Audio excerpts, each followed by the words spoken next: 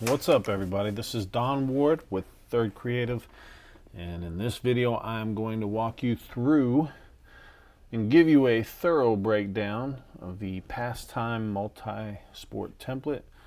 I'll walk you through all the layers and how to use them, explain the different features and options, and hopefully by the time I'm done I will cover everything and anything that you would need to know to get the most out of this template, and more importantly, to make some great images. So this video will be very thorough. If you're just here for one thing, feel free to scrub through, find what you need, and get out. But if you got a little bit of time, hang out and you might learn something or figure something out that you wouldn't have caught otherwise. There's lots of options in here. So I'm going to try to make it quick as possible, but it will be thorough. So speaking of making it quick as possible, let's jump into this thing. I always like to start with the bottom layer and work my way up. But before we get into that, I am working with a 2x3 file. Keep in mind that everything I discuss and cover, it all applies to all of the other files. So if you're working with a horizontal, memory mate, button, panoramic, it all applies. At the very end, I will cover the memory mate and the button very quickly, just to make sure you guys know how to use that. But let's get started. This very bottom layer is just your paper texture background. It's a vintage paper texture. Helps give us that vintage feel. But let's look at the layer above it. It's a folder called Corner Seams. If you open it up, you'll notice you have two options. Baseball option, turn it off, and we have a softball option. So you can see in the corners we now have a softball seam option. You can turn it off if you're going to use this for another sport that's an outdoor sport, or really any other sport. You can turn off the corner seams if you want to. So you have options there. Let's turn the baseball back on. Let's talk about the layers that are clipped to it. These are the different looks that you can get. You have options.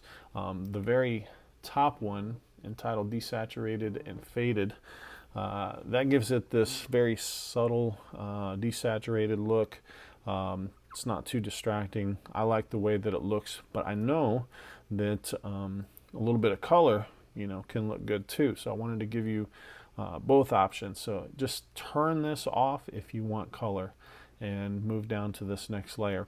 By default, I have it set to orange, just because that matches the color in the uniform. Obviously that's not realistic. You don't see too many baseballs that have orange stitching, but it's up to you what you want to do. However you want to work this creatively, you have control. So let me explain how you will change the colors, but more specifically, if you want the natural red, you don't have to do anything other than just turn this layer off, and by default you'll see the red stitching. I have one other levels adjustment here. You probably don't want to mess with it too much. Well, probably don't want to mess with it at all. If you turn it off, you see it doesn't look too good. It just helps it blend. But let's say you want a color other than red. We'll want to make sure this change seam color is turned on and the desaturated and faded option is turned off. We're simply going to click in this box here, and it's going to bring up your properties window for what is a hue saturation adjustment layer. I know everybody likes color overlays. They're easy. Hue saturation layers can be intimidating, or maybe not everybody understands them. It's really not that hard. I'm going to show you how you can get a color. So let's just throw any color out there. Let's say you want green. Naturally, you might think slide it to green, but it doesn't look green. So don't pay attention to the slider window here. Pay attention to the seams on your canvas. And while you're looking at that, move it left and right and look at the colors change. Once you get it as close to the color green that you're looking for, you can leave it. Now we need to fine tune this because it still may not look just right. And that's where these next two sliders come into play. You have saturation, so move it to the right, you get more saturation. Move it to the left, you get less. You also have lightness and darkness. If you want lighter, more faded, move it to the right and you'll get a lighter, more faded look. If you want darker, a little more bold and prominent, you just move it to the left. However, you want to be careful. Once you get below 0 and you keep going, you'll see it'll start to change and it won't look good. So, you know, once you get down here to -10, that's probably about as far as you're going to want to go in darkening it up. But I don't think you'll even need to probably go that far. But it's real simple. You just keep tweaking these until you get just the right color that you're looking for. And the more you do it, the easier it becomes. It's not hard at all. Let's turn this back on. Let's move on to this next layer. It's entitled Dirty Edges and Corners. That's what gives it this dirty look, this old look, part of the feel, part of the theme. You can turn it off and you can see all of a sudden it's bright, crisp white, and that might be something you want. That's a good look too. I especially think it looks good if you go with the red seams.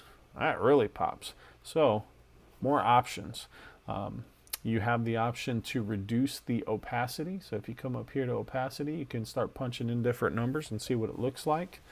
So you got some options there. The next one we have is background circle layers. There's a little bit to unpack here.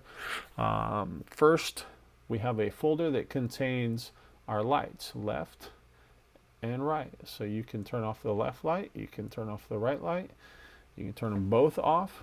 You can turn them both on, and you can select both, and you can scale them up, you can scale them down, you can move them around, but more than likely you're going to want to leave them the way they are. And this mask, make sure that it doesn't appear outside of this circle.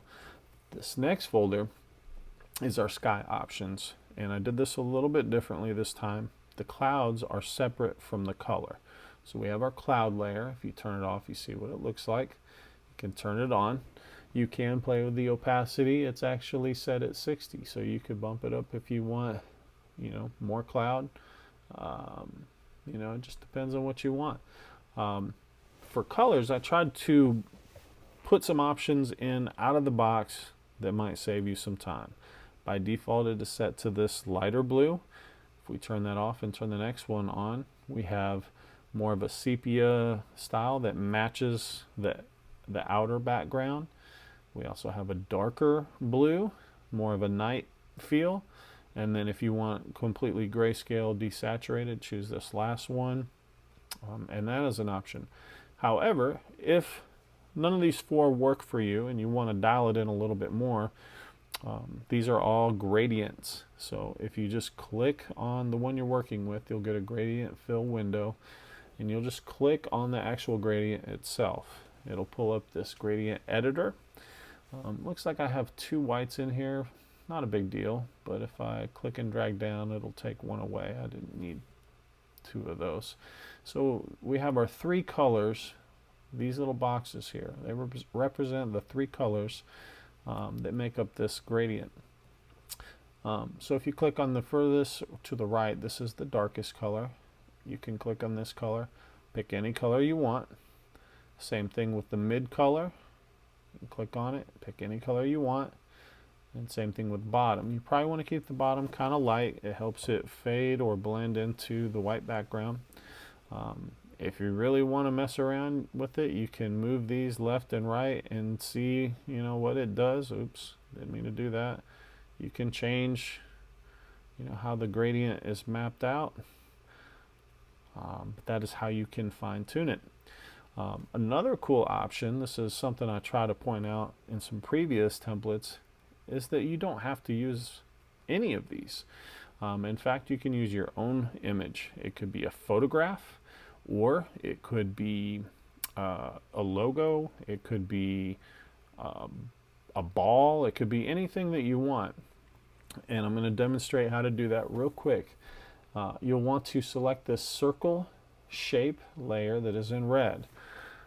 I have an image on standby ready to go. Oops. Alright, I'm just going to drag and drop It's going to make it a smart object, which is a good thing. It's going to let you scale it up, scale it down. It's taking a minute. There we go.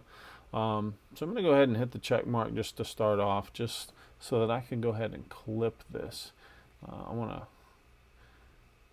didn't explain how to clip it, so let me do that.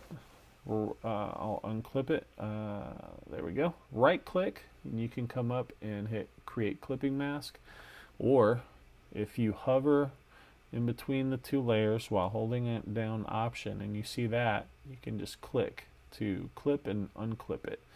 So by clipping it, it will keep it all within the boundaries of this layer that it's clipped to and not exceed. So now make sure you have your image selected, make sure you have your move tool selected, click on an anchor point, and you can just drag out to scale it and click in the interior portion, move it left to right. You can scale it however you want, just so that it fills up all of the space. Maybe move it a little bit to the left. Once you get it how you want it, hit enter or click on that check mark, and there you go. It could be their field. That's a nice personal touch. So just wanted to touch on that real quick. With that said, let's keep it moving and let's look at the next folder that's in this background circle layers. It is entitled Outline Stripes, Open to Change Colors. All I did was put two circle shapes in here. So we've got two, one bigger than the other, and I added strokes, stroke outlines. That's where we get the colored stripes. So it's real simple. The very first one in the folder represents this inner stroke outline, which is orange. Simply click on the word stroke. You'll see this color box. Click on that, pick any color you want. And the same thing will apply to the outer circle, which by default is black. Just click on the stroke. You can change those colors, and that is very quick and easy, very simple.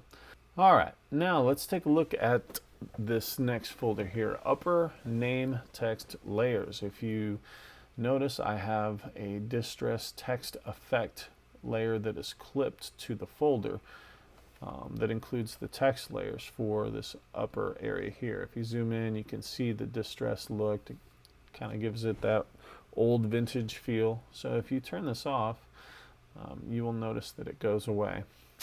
You can turn it on. You can feather the opacity if you want to, but if we open this up, you can see the font options. So there's a little bit to explain here. I set this up with two options for fonts. So you'll see first name option 1. This font, if I go to my character panel, is called Jen. Both the first name and last name by default are set to Jen. This is probably the point where I would need to explain one thing about the fonts that are in this template. I put it in the description, so hopefully if you've already purchased it, you've read that. I selected several fonts to use for this template to give you different looks. I found a lot of fonts that are all free for commercial use. I really had a hard time narrowing it down. One font source that I have been going to more and more frequently is Adobe Fonts. Excellent source for all kinds of fonts, and they are all free for commercial use. It is amazing. The catch, if you want to call it a catch, is that those fonts, as far as I know, are only available to those who have a Creative Cloud subscription. Even if it's the basic subscription, $10 a month for the photography subscription, gives you Photoshop and Lightroom.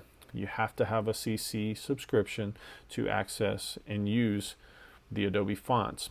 It's very easy. I'm not going to explain how to do that. There are links, but if you go to YouTube and just put in Adobe fonts, there's 3-4 minute videos that show you exactly how to find and turn these fonts on. You just turn them on at the website and they automatically go to your Photoshop fonts as long as you're logged in when you are browsing the fonts and you select them. Very simple. With that in mind, I know that CC is not for everyone, so I was very deliberate in making sure that there are other font options, good font options, that do not require a subscription to Creative Cloud. So now that I've got that out of the way, Gin by default is an Adobe font. It's a great font, but I also have another font called Matheson, which is not an Adobe font, also a great font. So you can see that you can turn on the alternate one. Also, a good time to mention or remind everyone, you know, I pick fonts that I think look good. You have full creative control. If you want to use a completely different font, do it. If it looks good, do it. These are just some options. But you have the two options. Let me go back to the default here. Changing the color.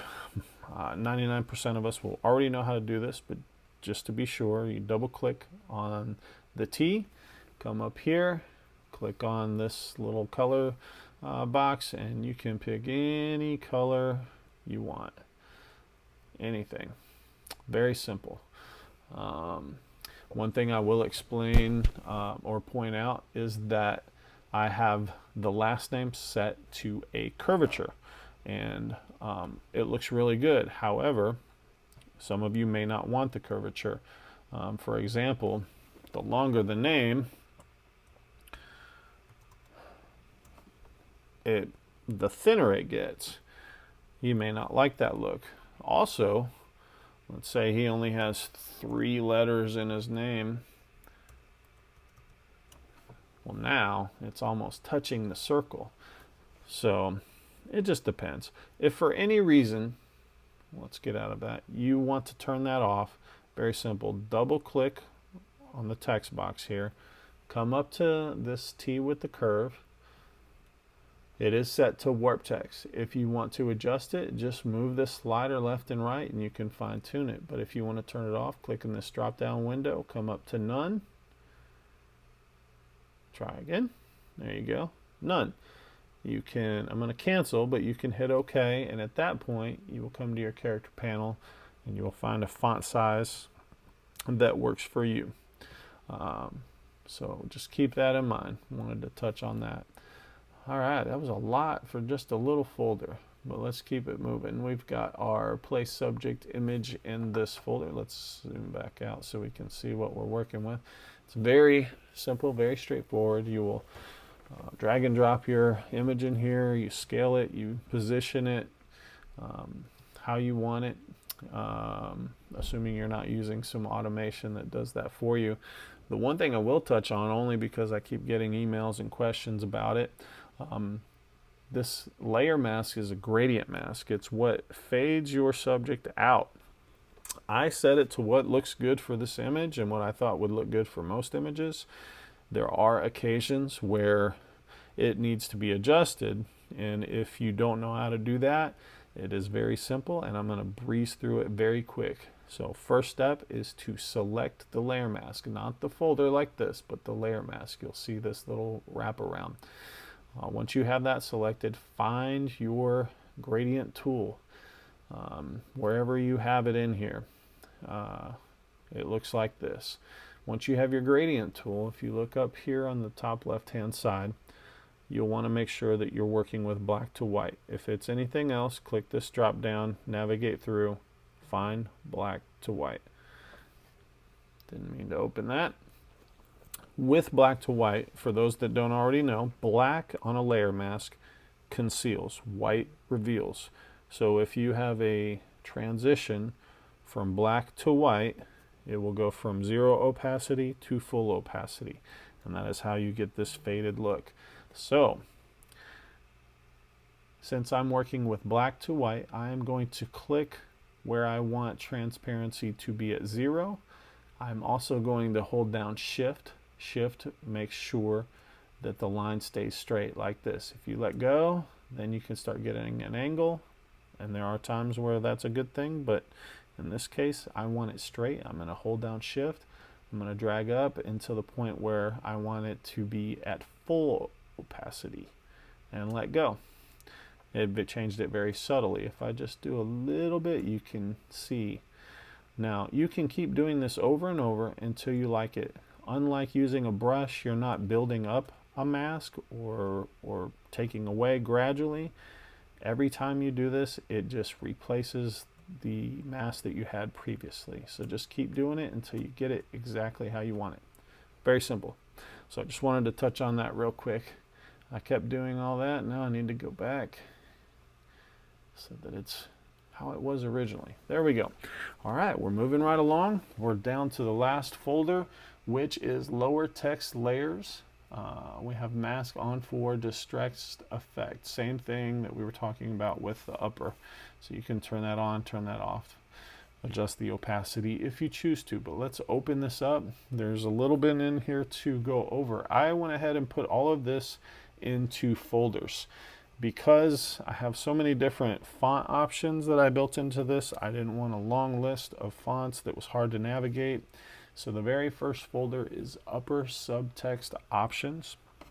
So if we zoom in so we can see a little bit better, upper subtext is referring to the top text layer that says Burt Burnett by default. If we open that up, we once again have two font options, Jen and Matheson. Jen being an Adobe font, Matheson not. By default it is set to Jen with a curve. You can turn that off, and this next one is also Jen, but it is straight. So if you use a different primary text font down here that is straight, you can just turn this on. Same thing for Matheson. You have the two options. And again, you can adjust the curvature if you want to. One thing I will mention while I'm right here, another question that I get sometimes, is about the spacing that you see between these letters, also known as kerneling. You might put something in here and you might want it, it might be real narrow or too wide. You might need to adjust it. And you don't necessarily want to make the actual text or font bigger or smaller in order to make it fit. So you want to go to your character panel. I already have it set up. If you don't have it or don't see it, come to Window, come down and make sure you have a check next to Character. And then you can find it over here. We have this section right here. I believe that's a V and an A, but this is where we adjust our kerneling. I have it set to 700. If you want it wider, pick a number that's higher. Let's see what 1000 looks like. I'll type in 1000, hit enter. It helps to have the right text layer selected, so let's try it again. 1000. We'll hit enter, and you can see it made it wider. So you can do the same thing. 500, see what that looks like. Makes it narrower. So you don't have to make the actual letters bigger, you just change how big the spacing is between them. So hopefully that's a helpful tip for some of you. Let's look at the next folder here. This is your main text team name options. Let's open this up. We have 6 fonts in here just because I could not narrow them down. So let me just walk you through them. We have Black Riders. This is a free font, whether you have Creative Cloud or not, as well as Matheson, and as well as Benchmark. 3 additional fonts are available through Adobe Fonts, requiring the subscription. It is Mascot MVB, Victor Script, and the last one that I put in here was Jen. So these are all 6 fonts that give you different looks that all work with this template. I just couldn't pick one, so I put them all in here. You'll notice that it has a stroke outline, actually 2. So if we zoom in, you can see a little better. Rather than placing the stroke outlines on each text layer, I just put it on the folder. So if you want to change those colors, you'll see where it says stroke. Just click on any of them.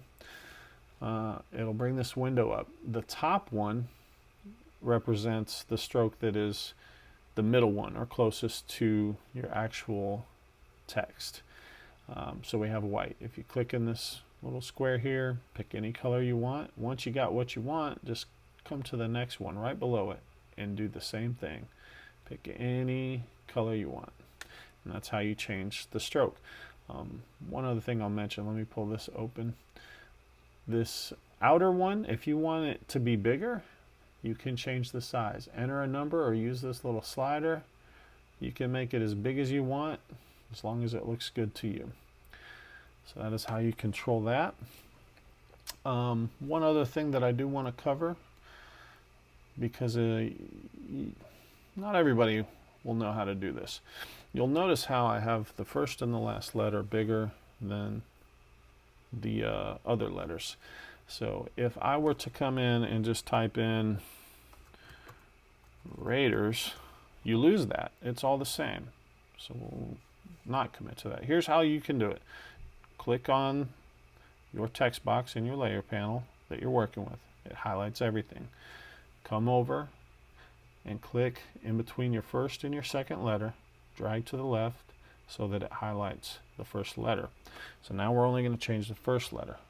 We want an R. Now, click in the same spot, drag towards the right, and stop before you get to the last letter. Now, we can type in all but the last letter. So now, I'm sure you get the idea. Click and drag to the right, and type in your last letter, and you retain the same look if you want that. Or you can make them all the same. Choice is yours. Let's get out of that. Next, what do we have? We have lower subtext. So same thing, you have two options for fonts, Gin and then Matheson. You can type anything you want. You can control the kerneling or spacing, change the color. We've already talked about doing that. Very simple. Next, we have I'm calling them accent lines. I'm not sure what to call them.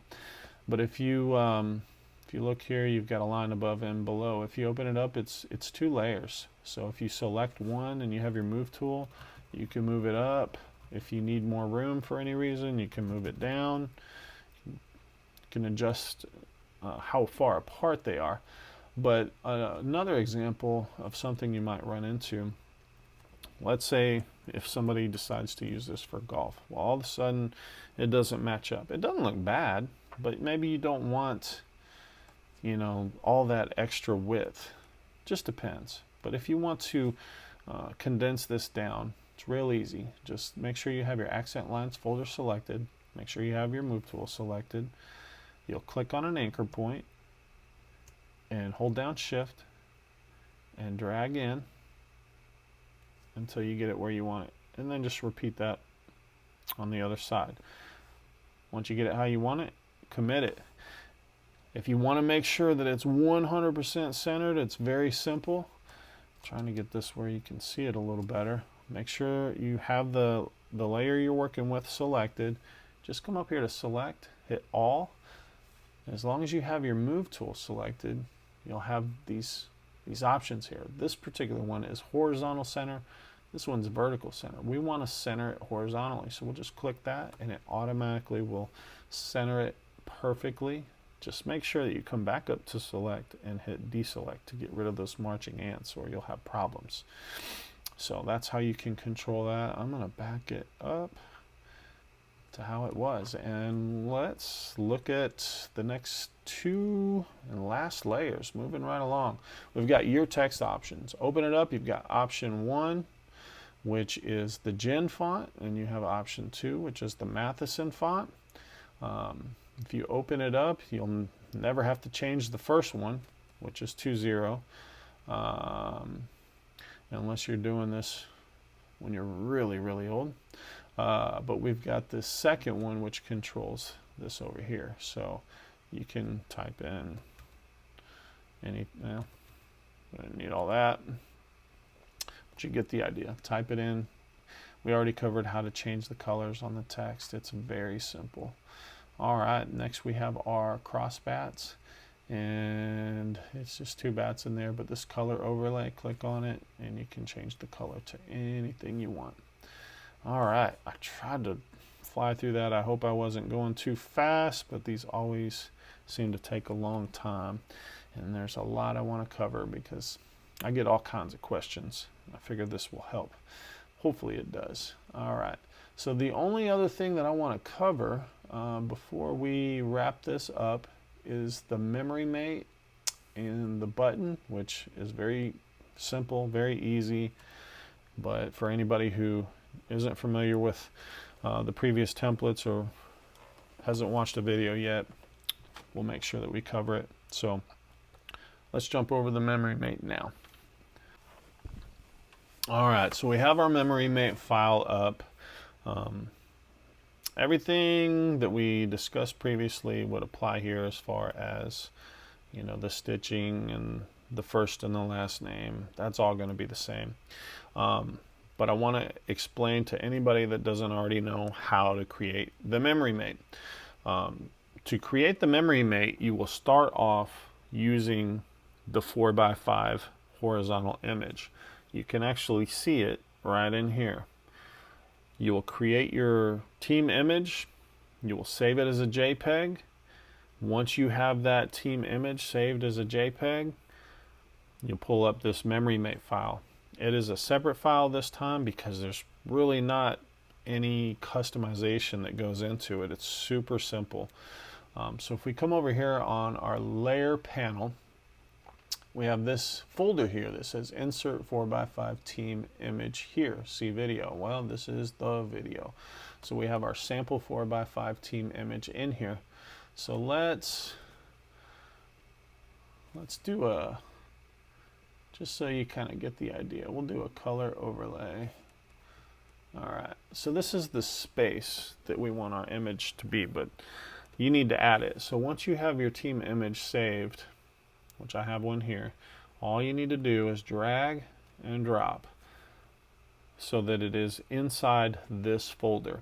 It'll make it a smart object, which is good. We don't want to do any destructive damage to the file by scaling it up and down. Now we just click on the corner with our move tool and we scale it down. I just kind of scale it till the line on the right meets the line on the left. Come over to the right corner, do the same. It doesn't have to be exact. Click inside and drag it up. I'm holding shift so that it comes straight up, and hit the check mark to commit. Now if you want it bigger, you can make it bigger. If you want it smaller, you can make it smaller. You're in control of all of that. But once you get it how you want it, commit it, you will have turned this sample one off. We have a shadow, drop shadow that's already built into the folder, so it automatically applies. And there you go. Change the first and the last name. You change the colors. The only other thing to cover is real simple, is this place subject here. Open it up and you drop all your subject images in here. Scale them, position, save, and you're done. So that is the memory mate. If there's anything I didn't explain or anything that trips you up, just reach out to me. I'll help you out. Last thing is the button, and we'll be done. So let's get that button pulled up. All right, so we have our button file pulled up, and there's really not much to cover here. The main thing that I want to cover is the bleed guides that help you make sure you keep everything in the safe zone. So our very top folder here that's in red, bleed guide, turn off before saving. So we turn it off. This is what your saved image would look like. Everything else applies as far as changing the size or the color of the strokes and the sky and the stitches, the dirt, all of that, the name. But you just want to make sure you turn these guides off. This will keep everything in the safe zone. This is going to be the area that wraps around the edges. This is actually a 16-inch by 16-inch canvas, but it doesn't matter. You can use it for a 3.5-inch button. The important thing is that it is a 1:1 ratio and that you keep everything within the safe zone. And I know most labs, or all labs, when you put your images in there, they're going to show you the safe zone as well. So you'll be able to start here, keep everything in the safe zone, and then make sure when you're submitting your order through your lab as well. And that is it. So hopefully that covers everything. Like I was saying before, if there's any questions that I didn't answer, anything I didn't cover, reach out to me. My email address is don@thirdcreative.com. There's a contact option at the website, and I will get back to you as quick as I can. That's all I've got for Pastime. Thank you to everybody who has or will purchase it. I hope it makes you lots of money, and until next time, see ya.